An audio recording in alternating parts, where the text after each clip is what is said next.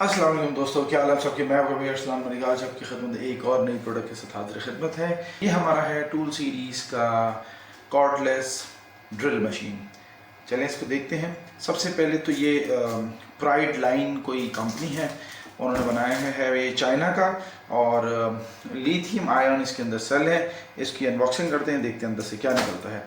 तो नॉर्मली ये जो इसका बॉक्स बना हुआ है, बॉक्स इसका बिल्कुल लोकल बना हुआ है। ये लोकल यहीं पे मैन्युफैक्चर हुआ है, यहीं पे प्रिंट होके बनाया है इन्होंने। लच्छी आगे क्या इसमें और क्या बेस्ट है। अच्छा, अब आ जाए इसके ऊपर। बॉक्स के ऊपर तो एक ब्रीफ केस टाइप का इन्होंने बॉक्स दिया हुआ है, बहुत छोटा सा स्मॉल साइज़ है। आप देख लो ये कितना सा होगा ना मेरे हाथ के हिसाब से। अच्छा इसको खोलते हैं। और राइट है बॉक्स, बहुत कोई एक्स्ट्राऑर्डिनरी क्वालिटी का नहीं है, लेकिन इम्पैक्ट कर लेगा, बर्दाश्त कर लेगा। इसको खोलते हैं और इसके हम देखते हैं तो इसके अंदर निकला है एक अदद इसका मैनुअल, और मैनुअल के अंदर इन्होंने तकरीबन सारे मॉडल्स की डिटेल लिखी हुई है। हमारा है PL9112, और तो वो आप इधर से देख लें भाई इसके साथ क्या है। कोई ऐसा ख़ास नहीं है, ये भी लोकल प्रिंट हुआ हुआ है।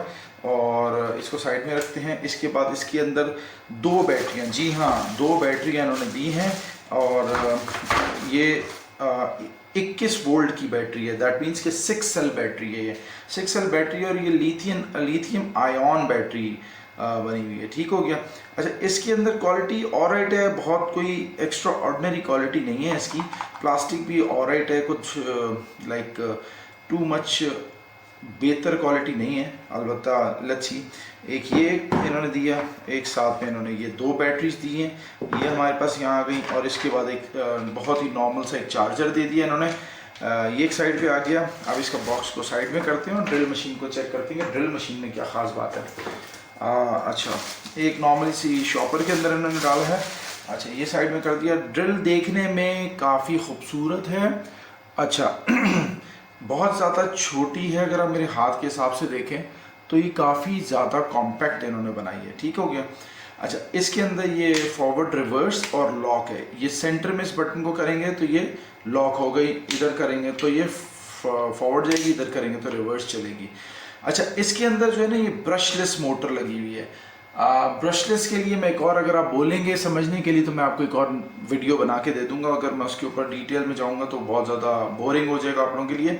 इसका जो चक है ये ऑटोमेटिक चक कहलाता है। इसके अंदर आपको चाबी डालने के, टाइट करने की ज़रूरत नहीं पड़ती। लेमैन भी इसको आराम से चला सकता है। इसको आप यहाँ से ये इस तरह करेंगे तो ये खुल गया, ये यहाँ चला गया। आप इसमें बिट लगाओगे, इसको वैसे टाइट करोगे, ये टाइट हो जाएगा। इसके बाद इसके और मोर फंक्शंस में क्या करते हैं, सबसे टॉप के ऊपर इन्होंने एक बटन दिया हुआ है।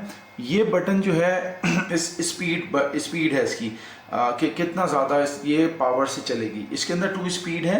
ये पीछे करेंगे 1 स्पीड हो गया, तो थोड़ा मैं भी चला के भी आपको दिखाता हूँ। और यहाँ करेंगे तो 2 स्पीड हो गया।